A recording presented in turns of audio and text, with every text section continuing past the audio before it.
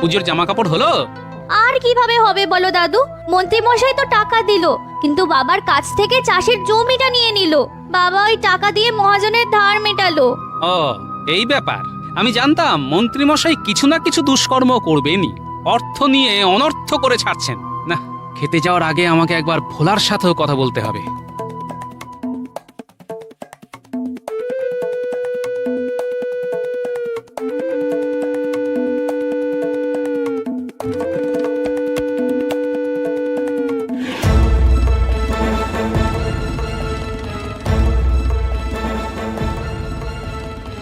কি গো ভোলা, কি খবর?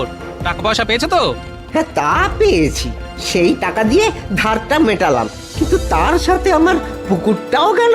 হ্যাঁ, সে কি গো ভোলা? হ্যাঁ গোপাল দাদা, মন্ত্রীমশাই তো বললেন কিছু পেতে হলে কিছু দিতে হয়। এমনিতেও ওই পানা পুকুর বেচতে গেলে অনেক ঘুরতে হতো।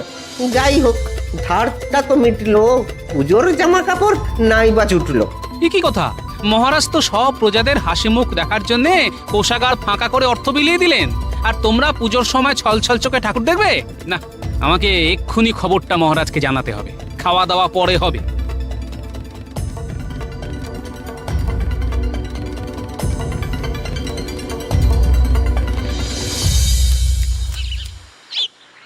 এ কি গোপাল,